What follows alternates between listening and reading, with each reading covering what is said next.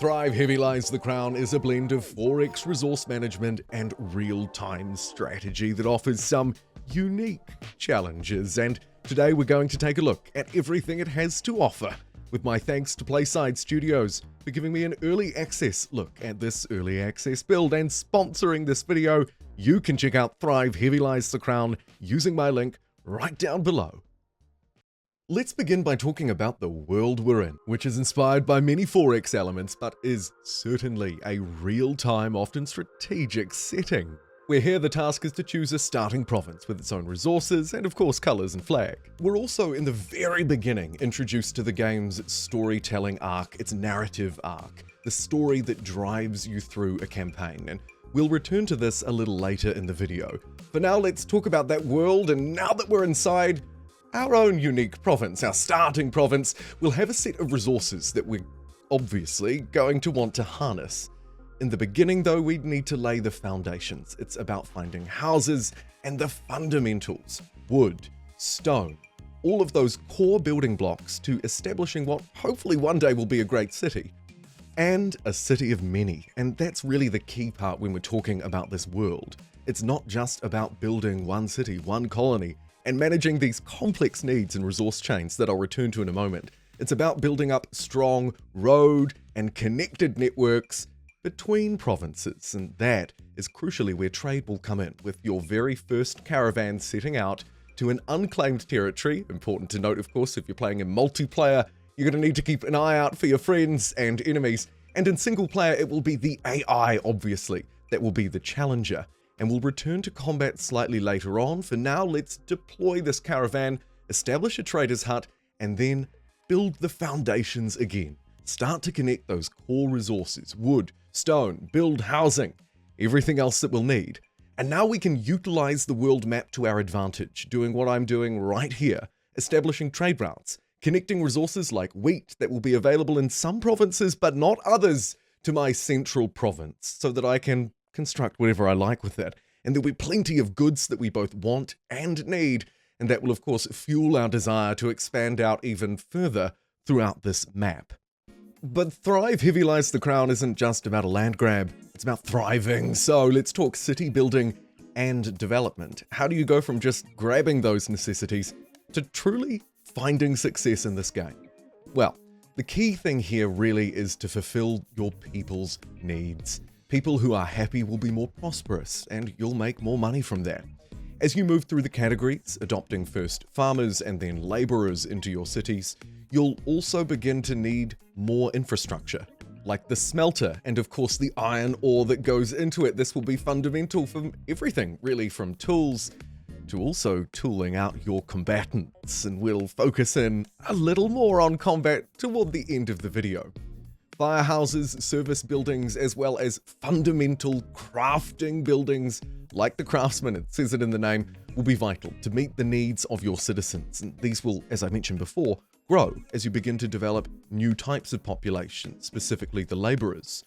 You'll also have this really neat tech tree, which is divided currently into 3 tiers in this early access build. And within each option, within each ability to improve in some way, you'll be given a choice, and generally speaking, most of these will have trade-offs. For example, reduce the fire risk, but the maintenance cost is doubled.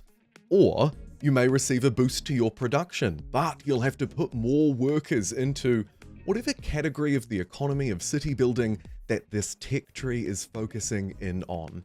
It's a real privilege to use because it helps to shape each run, make each run a little bit different. Will you go for attack speed, attack strength, or movement speed on your advanced swordsman upgrade? This is one of the ones that is a little more kind, perhaps. Sometimes the trade-offs are a little more harsh, but I like the fact that it forces you to make those decisions and builds towards these masteries. You can't have them all, but you can pick up some, depending on how you play through the game.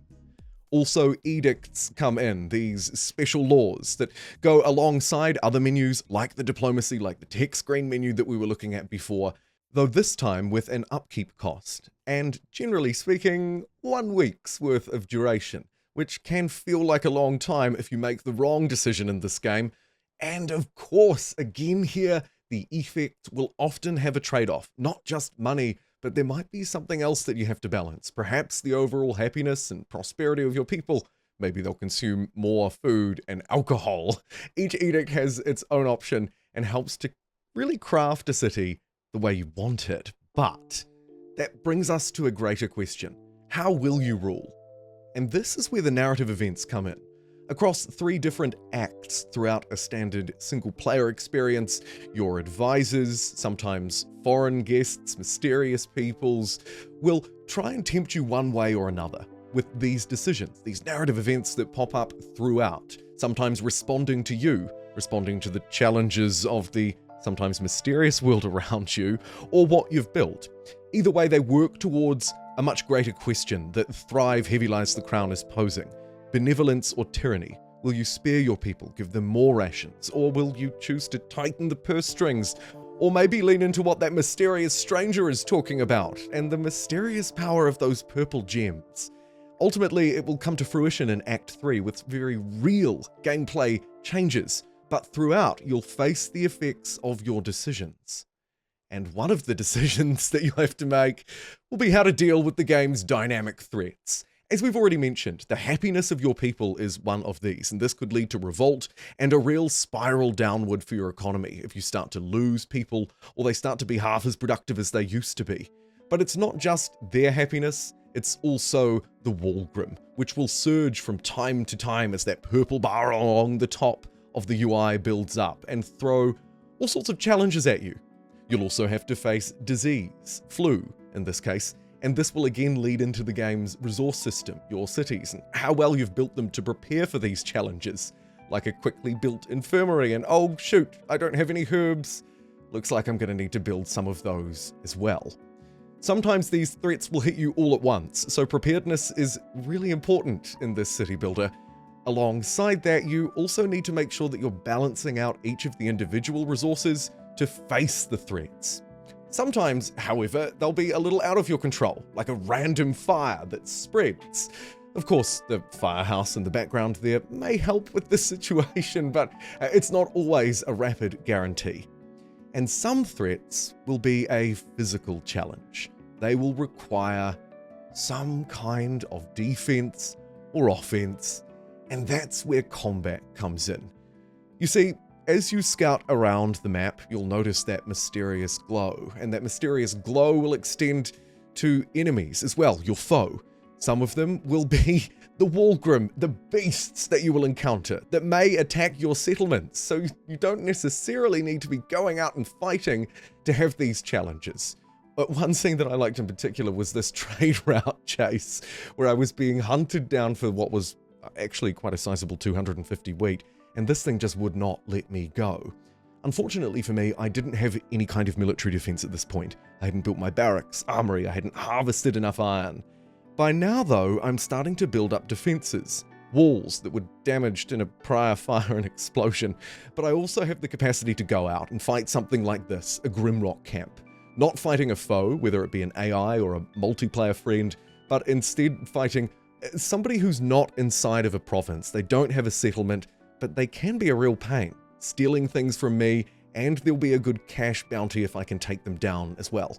Good military practice for what is, as you can tell, real-time strategic combat against an AI threat that comes from a few different angles and will be a challenge. And this is where we bring everything together. This is where our city building, our military, all the other elements that we've talked about come to fruition. The decision-making that you've made throughout the narrative events of the game, whether it's tyrannical or benevolent, will shape this part in particular in Act 3. Embracing the advancements we have, not just in our technology, military, but our populations and our city building as well. Truly, everything coming together. My more advanced military units thanks to the thralls living in their hovels and ultimately, in some cases, actually being trained up in my barracks, creating thrall farmers, as well as training some of the game's more advanced military units. I'll need these to pack a punch. And the more upper class, tyrannical acolytes will also shape my city development. Here, tyranny absolutely rules, and the ever-increasing threat of combat becomes my focus. I need to also respect the initial foundations that were laid. The farmers, the laborers, the trade, and the supply chains. Everything matters as we bring it all together in Act 3. So, whether you're fighting the AI, fighting Grimrock camps, those mysterious Walegrim creatures that we were looking at earlier, or maybe taking on a greater challenge, like a human opponent or this very strong AI faction in a single-player game, it's up to you how you shape it, but your efficiency is really crucial. Your timing, your resource gathering, all of those things. Thank you for joining me today at this whirlwind look at what Thrive Heavy Lies the Crown is offering. Again, I'd encourage you to click through the link below and check out the game for yourself.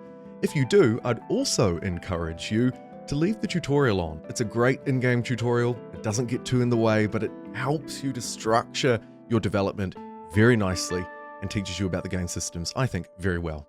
Anyway, thanks for watching. I'll see you next time.